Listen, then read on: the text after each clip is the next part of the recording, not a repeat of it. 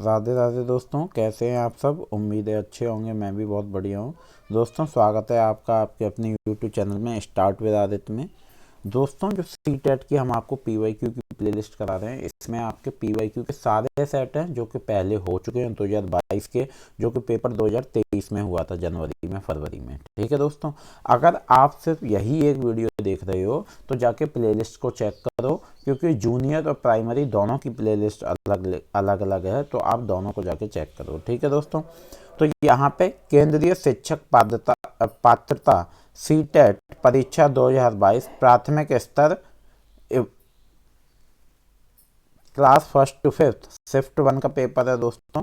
व्याख्या सहित प्रथम प्रश्न पत्र का हल सहित है। और ये किस तारीख का है दोस्तों? 3 फरवरी 2023 को एग्ज़ाम हुआ था। तो यहाँ पे दोस्तों सबसे पहले आपकी सीडीपी है, बाल विकास एवं शिक्षा शास्त्र। सीडीपी को हम पढ़ेंगे। सीडीपी के 30 क्वेश्चन आएंगे दोस्तों पेपर 1 में। मैथ के 30 होंगे। उसके बाद आपके ईवीएस के होंगे 30 क्वेश्चन, और 30 प्रश्न दोस्तों हिंदी के और 30 इंग्लिश के। ठीक है दोस्तों, तो बड़े हिसाब से वीडियो को देखें। मैं आपके पीवाईक्यू करा रहा हूं ताकि आपको कोई दिक्कत ना हो, क्योंकि दोस्तों अब जो स्ट्रेटजी है वो सिर्फ पीवाईक्यू की बची है। और अगर आपने चैनल को अभी तक सब्सक्राइब नहीं किया है तो चैनल को सब्सक्राइब जरूर कर लें, साथ में बेल आइकन दबा दें, वीडियो को लाइक शेयर कमेंट जरूर करते रहा करें। तो क्वेश्चन 1 है दोस्तों, बच्चे समय की एक विशिष्ट अवधि तक बहुत सरलता के साथ भाषा सीखते हैं, क्योंकि उस अवधि में वे पर्यावरण प्रभावों के साथ प्रतिक्रिया करते हैं। इस अवधि को विकास की किस अवधि के रूप में जाना जाएगा? तो पहला है संवेदनशील, क्षेत्रीय, विशिष्ट और अप्रतिक्रियात्मक। तो दोस्तों पहला ए ऑप्शन सही होगा, सेंसिटिव, संवेदनशील। बच्चे समय की एक विशिष्ट अवधि तक बहुत सरलता के साथ भाषा सीखते हैं, क्योंकि उस अवधि में वे पर्यावरणीय प्रभावों के साथ प्रतिक्रिया करते हैं तथा उस अवधि को विकास की संवेदनशील अवधि के रूप में जाना जाता है। संवेदनशीलता का यदि विच्छेद करें तो सम प्लस वेदना एवं शीलता 3 शब्द आते हैं। सम का अर्थ है समान, वेदना का अर्थ है पीड़ा या दुख, अर्थात समान पीड़ा का अनुभव करना संवेदनशीलता कहलाती है। संवेदनशील के प्रमुख लक्षण इस प्रकार हैं। संवेदनशील होने की अवस्था, गुण या भाव, दूसरे की अनुभूति से शीघ्र प्रभावित होना, ग्रहण शक्ति और भावुकता और भाव प्रवणता। ठीक है दोस्तों, चलिए दूसरे प्रश्न की ओर चलते हैं। एक माँ ने देखा कि उसका एक जुड़वा दूसरे की तुलना में चलना सीखने में अधिक तेजी से प्रगति कर रहा है। सीखने में इस भिन्नता के विकास का कौन सा सिद्धांत जुड़ा हुआ है? व्यक्तियों में विकास सिर से पैर तक होता है। हर किसी में विकास चरण आगे बढ़ता है। अलग अलग व्यक्तियों में विकास अलग अलग गति से होता है। और दोस्तों फोर्थ ऑप्शन है आपका, हर किसी में विकास सामान्य से विशिष्ट की ओर होता है। तो दोस्तों सी आपका सही उत्तर है। सी है, अलग अलग व्यक्तियों में विकास अलग अलग गति से होता है। अब यहाँ पे आइए एग्जाम्पल देख लेते हैं। यहाँ पे व्यक्तियों अथवा बच्चों में व्यक्तित्व विभेद होने के लिए उनके कारकों का उत्तरदायी माना जाता है। किन किन को उत्तरदायी माना जाता है? यहाँ पे हम देखते हैं। वंशानुक्रम, परिपक्वता, बुद्धि, वातावरण, लिंग भेद और स्वास्थ्य। ये सारे पॉइंट्स हैं, ये जो की पॉइंट्स हैं इनको दोस्तों चलिए, विकास निम्न में से किस पर निर्भर है? आनुवांशिक प्रवृत्तियाँ, सामाजिक सांस्कृतिक प्रथाओं, भौतिक वातावरण।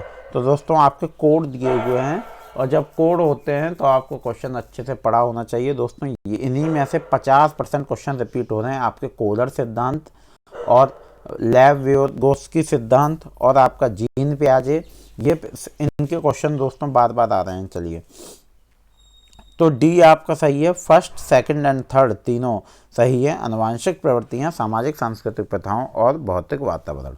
चलिए दोस्तों अगले प्रश्न की ओर चलते हैं। आनुवांशिक प्रवृत्तियां सामाजिक सांस्कृतिक प्रथाओं, भौतिक वातावरण आदि विकास पर निर्भर है। इस प्रकार दिए गए सभी विकल्प सही हैं। देखिए दोस्तों, मैंने आपसे बोला था आपका जीन पियाजे का क्वेश्चन आ गया। जीन पियाजे के संज्ञानात्मक विकास के सिद्धांत के अनुसार अध्यापक को किस अवस्था में क्रमबद्धता से संबंधित प्रश्न हल करने के लिए देना चाहिए? संवेदीकामक, पूर्व संक्रियात्मक, मूर्त संक्रियात्मक, औपचारिक संक्रियात्मक। तो दोस्तों आपका सही उत्तर है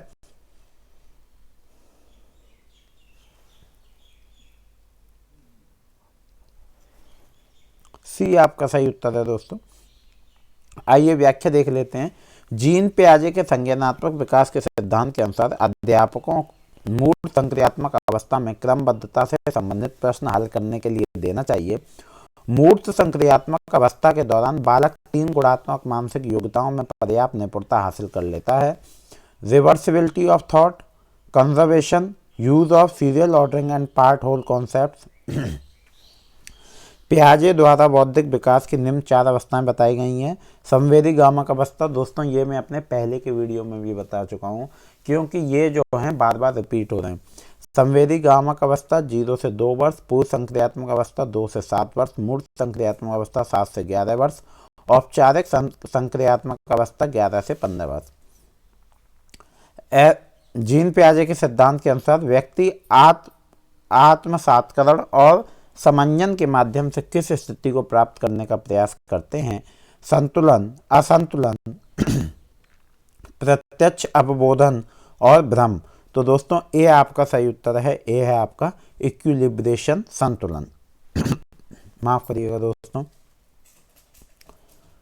ब्रूनर के अनुसार संज्ञानात्मक विकास की 3 अवस्थाएं हैं: क्रियात्मक अवस्था, प्रतिबिंबात्मक अवस्था और संकेतात्मक अवस्था। चलिए दोस्तों, 6 वर्षीय लड़का मनीष दुनिया और दूसरों के अनुभवों को केवल अपने ही दृष्टिकोण से देखता है और दूसरों के दृष्टिकोण समझने में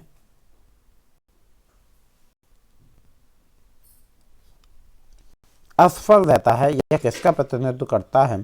संरक्षण, आत्मकेंद्रिता, प्रतिवर्ती चिंतन, वैज्ञानिक तार्किकता।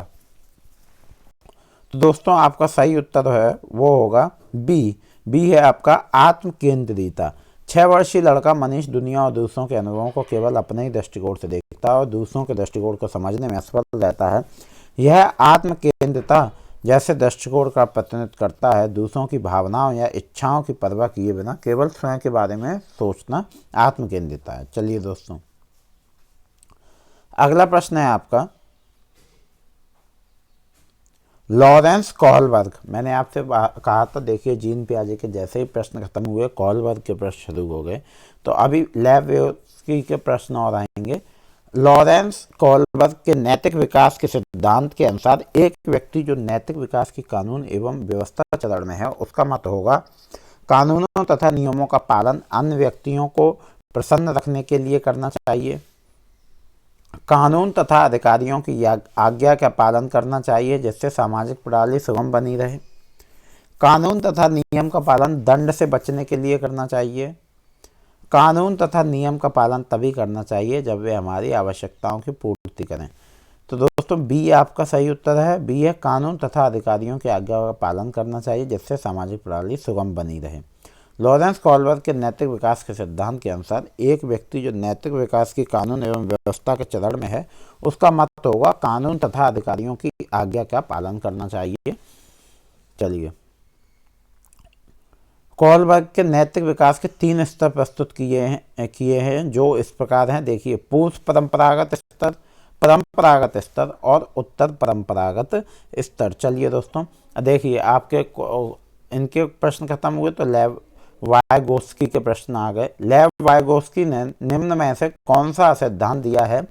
नैतिक विकास का संज्ञानात्मक सिद्धांत, व्यक्तित्व विकास का मनोवैज्ञानिक सिद्धांत, संज्ञानात्मक विकास का सामाजिक सांस्कृतिक सिद्धांत, लगाव का विकासात्मक सिद्धांत। तो दोस्तों सी आपका सही उत्तर है, सी है संज्ञानात्मक विकास का सामाजिक सांस्कृतिक सिद्धांत। लेव वाइगोस्की ने संज्ञानात्मक विकास का सामाजिक सांस्कृतिक सिद्धांत प्रस्तुत किया है। ये सोवियत संघ रूस के मनोवैज्ञानिक थे। उन्होंने मानव के सांस्कृतिक तथा जैव सामाजिक विकास के सिद्धांत दिया। चलिए दोस्तों, अगला प्रश्न है, एक विद्यार्थी दिए गए प्रश्न को हल करने में चुनौती महसूस कर रहा है। लेव वाइगोस्की के अनुसार इस स्थिति में एक अध्यापिका को क्या करना चाहिए? विद्यार्थी को अनदेखा कर देना चाहिए और उसे अकेले संघर्ष करते रहने देना चाहिए। विद्यार्थी को अगले कदम हेतु संकेत और इशारे देने चाहिए। सीधे तौर पर सही जवाब बता देने चाहिए और है सवाल को हल न कर पाने के लिए विद्यार्थी को दंडित करना चाहिए। तो दोस्तों बी आपका सही उत्तर है, विद्यार्थी को अगले कदम हेतु संकेत और इशारे देने चाहिए। चलिए दोस्तों अगले प्रश्न की ओर चलते हैं। अगला प्रश्न है, विद्यार्थियों को किस ओर केंद्रित होना चाहिए? अपने सहपाठियों से प्रतिस्पर्धा की ओर, जितना हो सके उतना कठिनाईकरण करने हेतु, मूर्त पुरस्कार जैसे ट्रॉफी जीतने की ओर, सक्रिय भागीदारी द्वारा ज्ञान सर्जन की ओर। तो दोस्तों डी जो है वो आपका सही उत्तर है। एक प्रगतिशील कक्षा में विद्यार्थियों को सक्रिय भागीदारी द्वारा ज्ञान अर्जन की ओर केंद्रित होना चाहिए। प्रगतिशील शिक्षा की जड़ें वर्तमान अनुभव में निहित है। अधिकांश प्रगतिशील शिक्षा कार्यक्रमों में निम्नलिखित गुण पाए जाते हैं। तो फर्स्ट है आपका करके समाधान तथा आलोचनात्मक सोच पर बल, सामाजिक जिम्मेदारी और लोकतंत्र के लिए शिक्षा, सहयोगात्मक और सहकारी शिक्षण परियोजनाएं, समूह कार्य तथा सामाजिक कौशलों का विकास, रटे रटाए ज्ञान के बजाय साझेदारी एवं क्रिया की शिक्षा का लक्ष्य मानना। ठीक है दोस्तों, चलिए अगला प्रश्न है आपका, हावर्ड गार्डनर द्वारा प्रतिपादित बहुबुद्धियों में निम्नलिखित में से कौन सी शामिल नहीं है? भाषाई बुद्धि, भावनात्मक बुद्धि, स्थानिक बुद्धि, संगीत बुद्धि। तो दोस्तों भावनात्मक बुद्धि उसमें शामिल नहीं है, ये तीनों हैं इसका मतलब। आइए पूरा हम देख लेते हैं। अंतवैयक्तिक बुद्धि, बुद्धि के प्रकार किसके? हावर्ड गार्डनर के थ्रू देखिए। भाषा अंतवैयक्तिक बुद्धि, भाषाई बुद्धि, देशीय बुद्धि या स्थानिक बुद्धि, गणितीय बुद्धि, संगीतात्मक बुद्धि, शारीरिक बुद्धि, प्रकृतिवादी बुद्धि और अंतर्वैयक्तिक बुद्धि। ठीक है दोस्तों, भावनात्मक बुद्धि इसमें कहीं शामिल नहीं है। ये अगर इनमें से कुछ और भी लिखा है तो वो आप सही कर देंगे। चलिए अब अभिकथन और तर्क आपके आ गए। राष्ट्रीय शिक्षा नीति 2020 के अनुसार 5वीं तक के सभी बच्चों को उनकी मातृभाषा में शिक्षा दी जानी चाहिए। तर्क है, छोटे बच्चे अपनी मातृभाषा में सार्थक अवधारणाओं को अधिक तेजी से सीखते व समझते हैं। सही विकल्प चुनें। सही है, ए और आर दोनों सही हैं। आर ए की सही व्याख्या है, ए और आर दोनों सही हैं, लेकिन आर ए की सही व्याख्या नहीं है। ए सही है, आर गलत है, ए और आर दोनों गलत हैं। इनके दोस्तों विकल्प हमेशा ऐसे रहते हैं, तो आपका ए सही उत्तर है। ए और आर दोनों सही हैं, है ना। आर ए की सही व्याख्या, ये 2020 की जो शिक्षा नीति थी उसके थ्रू ये हुआ है। एक अध्यापक को विद्यार्थियों में प्रचलित जेंडर रूढ़िवादों से किस प्रकार निपटना चाहिए? विद्यार्थियों में जेंडर विशिष्ट भूमिकाओं को बढ़ावा देना चाहिए। वास्तविक जीवन से संबंधित ऐसे उदाहरण प्रस्तुत करने चाहिए जो रूढ़िवादों को चुनौती दें। विद्यार्थियों के एक समान जेंडर आधारित समूह बनाने चाहिए। कक्षा में जेंडर आधारित मुद्दों पर बात नहीं करनी चाहिए। तो बी है, एक अध्यापक को विद्यार्थियों में प्रचलित जेंडर रूढ़िवादों से निपटने के लिए वास्तविक जीवन से संबंधित ऐसे उदाहरण प्रस्तुत करने चाहिए जो रूढ़िवादों को चुनौती दे सकें। लैंगिक असमानता का तात्पर्य लैंगिक आधार पर महिलाओं के साथ भेदभाव से है। एक बहुसांस्कृतिक कक्षा में अध्यापक को क्या करना चाहिए? केवल प्रबल समूह की सांस्कृतिक प्रथाओं को प्रधानता देनी चाहिए।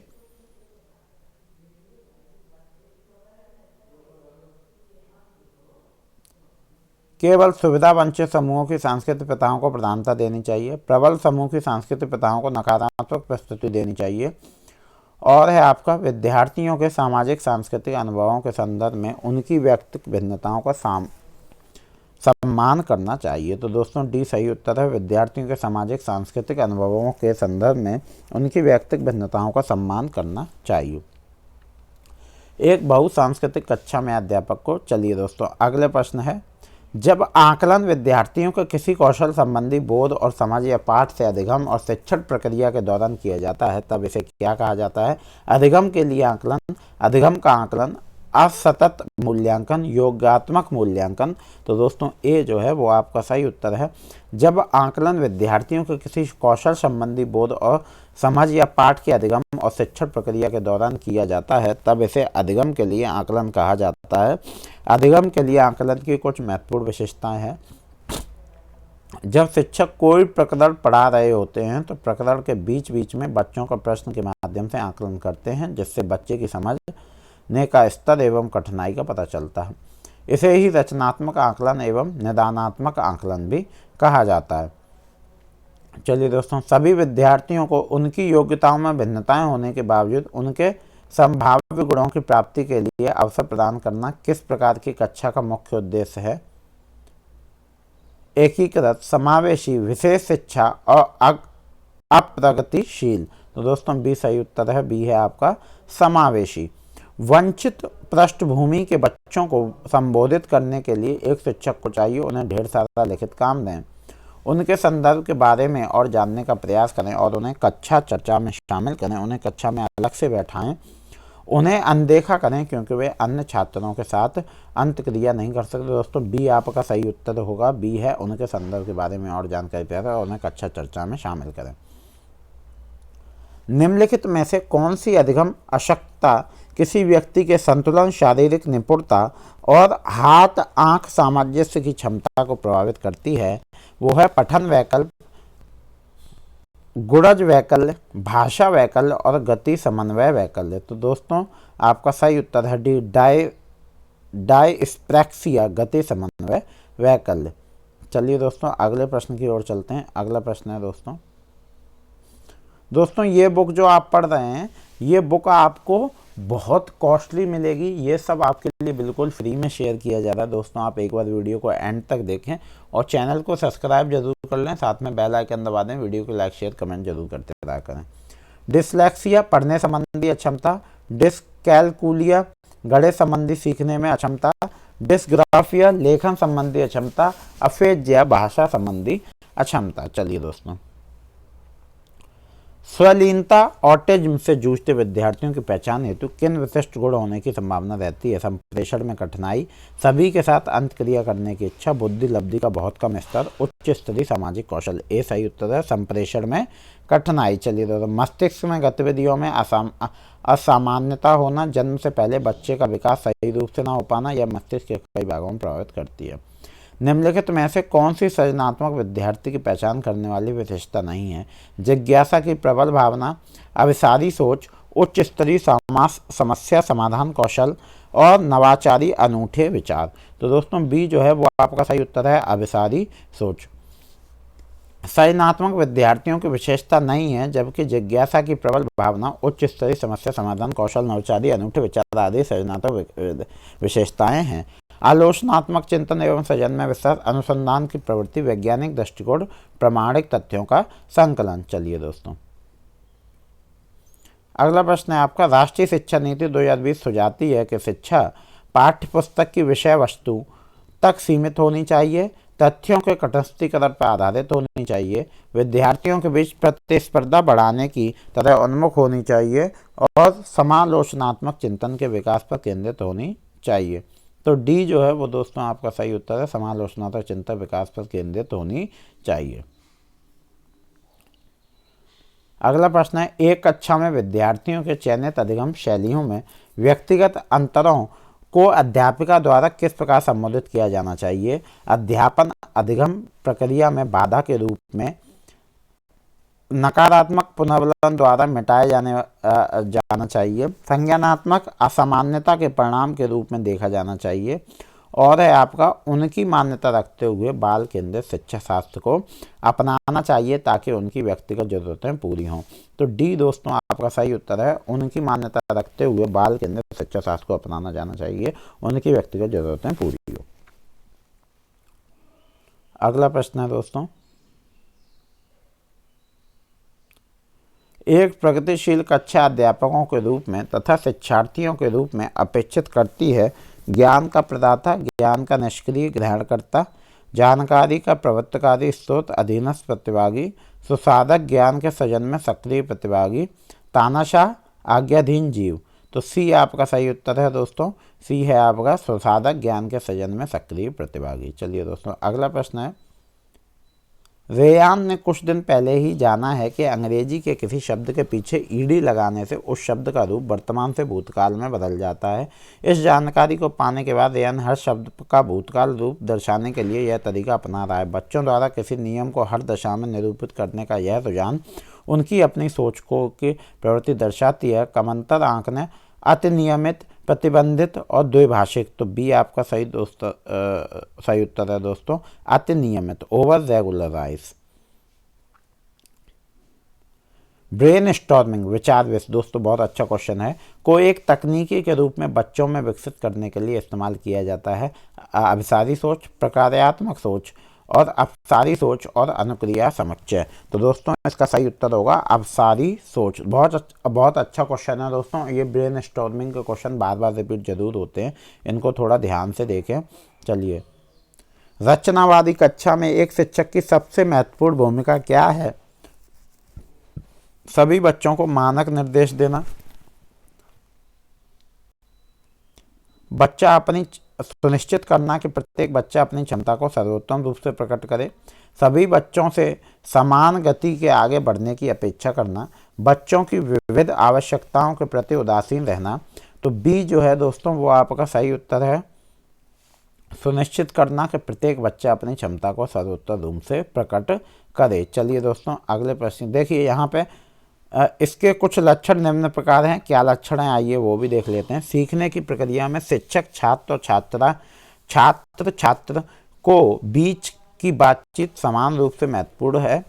छात्र और शिक्षक की भूमिकाएं और जिम्मेदारियां दो पक्षों के बीच प्रभावित होती रहती हैं। एक रचनावादी कक्षा का कक्षा वातावरण बौद्धिक, भावनात्मक और शारीरिक रूप से सुरक्षित है। विविध निर्देशात्मक और मूल्यांकन रणनीतियों की उपयोग किया जाता है।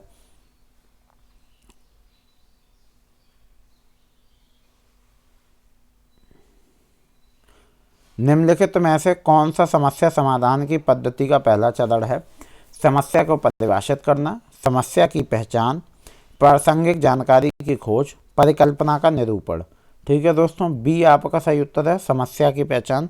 समस्या समाधान की पद्धति का पहला चरण समस्या की पहचान है। समस्या समाधान विधि के द्वारा बच्चों में तार्किक रूप से सोचने एवं निर्णय लेकर किसी समस्या का समाधान करने की योग्यता का विकास होता है। समस्या समाधान के अन्य चरण इस प्रकार हैं। चरण पहला है समस्या की पहचान करना, समस्या का विश्लेषण करना, तीसरा है मूल कारणों की तलाश, चौथा है समाधान को लागू करना और पांचवा है परिणामों का आकलन करना।